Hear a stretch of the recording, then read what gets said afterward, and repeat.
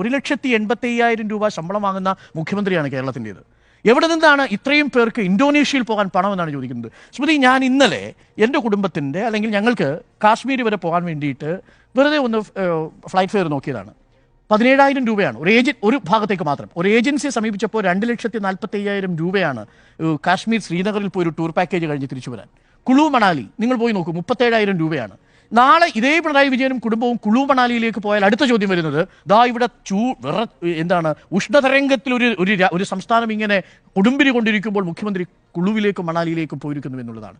ഇന്നിപ്പോൾ ബാലിയിലേക്കുള്ള ഫ്ലൈറ്റ് ടിക്കറ്റിന് 13,500 രൂപയാണ് വൺ വേ.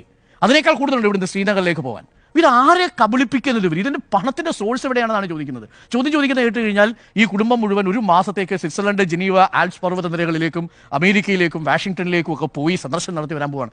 ഇന്തോനേഷ്യ, സിംഗപ്പൂർ, മകൻ താമസിക്കുന്ന UAE, ഈ 3 സ്ഥലങ്ങളിലേക്കാണ് ഈ യാത്ര നടത്തുന്നത്.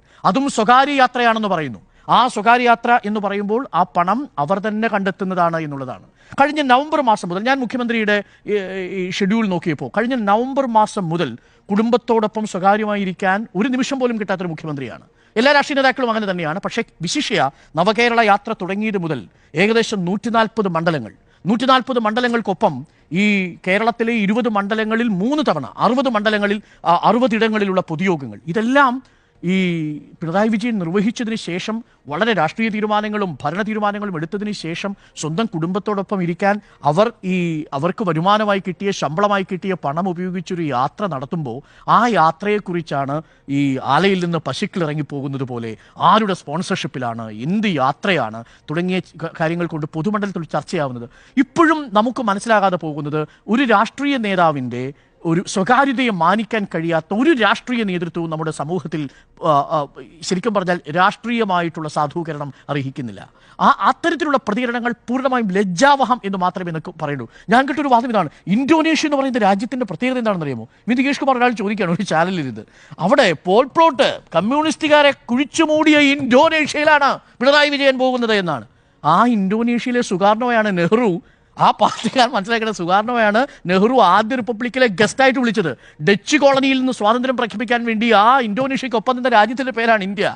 ഈ കാര്യങ്ങളൊക്കെ മറന്നിട്ടാണ് കമ്മ്യൂണിസ്റ്റുകാരെ കൂട്ടക്കൊല ചെയ്തൊരു രാജ്യത്തേക്ക് പോകാൻ നാണമില്ലേ മനുഷ്യന് എന്ന് ചോദിക്കുന്ന അത്യന്തം ലജ്ജാവഹമായ ചോദ്യങ്ങൾ ഉണ്ടാവുന്നത്. ഇത് പൊതുസമൂഹത്തിൽ രാഷ്ട്രീയ കേരളത്തിൽ അങ്ങേയറ്റം മാലിന്യം നിറച്ചു നിർത്തിയ ഒരു ചോദ്യമാണ് എന്നതാണ് ഞാൻ മനസ്സിലാക്കുന്നത്. ഈ കാര്യങ്ങളൊന്നും ചർച്ച ചെയ്തല്ല നമ്മുടെ സമയം പാഴാക്കേണ്ടത്, പകരം ഒട്ടേറെ പൊതു രാഷ്ട്രീയ വിഷയങ്ങൾ സന്ദർശിക്കാനുണ്ട്. ഇനി അതല്ല, ഒരു സ്പോൺസർഷിപ്പ് ഇതിൽ സ്വീകരിച്ചിരുന്നുവെങ്കിൽ തീർച്ചയായും അത് കേന്ദ്രത്തിന്റെ അനുമതിക്ക് കൊടുക്കുമ്പോൾ അതിൽ പറഞ്ഞിട്ടുണ്ടാവും.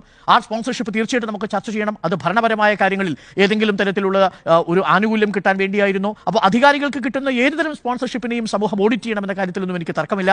പക്ഷേ പാർട്ടിയുടെ പൂർണ്ണമായിട്ടുള്ള, ഞാൻ മനസ്സിലാക്കിയെടുത്തോളം പാർട്ടിയുടെ അനുമതി ഇതിന് കിട്ടിയിട്ടുണ്ട്. സ്പോൺസർഷിപ്പ് ഇല്ല. ഇത് ഈ വ്യക്തികളുടെ മാത്രം സ്വകാര്യ സമ്പാദ്യം കൊണ്ട് നടത്തുന്ന യാത്രയാണ്. ആ യാത്ര 16 ദിവസം നീണ്ടു നിൽക്കുന്നു. ആ സമയത്ത് ഭരണപരമായ ഒരു നിശ്ചലാവസ്ഥ ഉണ്ടാവാതിരിക്കാൻ വേണ്ടുന്ന സാങ്കേതികമായിട്ടുള്ള എല്ലാ വിനിമയ ഉപാധികളും മുഖ്യമന്ത്രി അടക്കമുള്ളവർ സ്വീകരിച്ചിട്ടുണ്ട് എന്നാണ് ഞാൻ മനസ്സിലാക്കുന്നത്.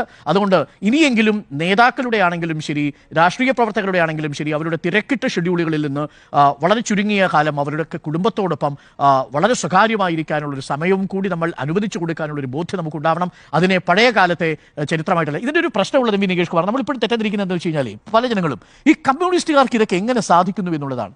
ആ കമ്മ്യൂണിസം എന്താണ് എന്ന ആശയം പോലും ഉൾക്കൊള്ളാത്ത ഒരു സമൂഹത്തിലാണ്. ലെവിസ് മോർഗൻ്റെ ഒരു പുസ്തകമുണ്ട് ഈ പ്രാകൃത കമ്മ്യൂണിസത്തെക്കുറിച്ച്. അക്കാലത്ത് എല്ലാവരും സ്വത്തുക്കൾ ഒരുമിച്ച് പങ്കിട്ടിരുന്നൊരു കാലത്തെക്കുറിച്ച് പറയുന്നുണ്ട്.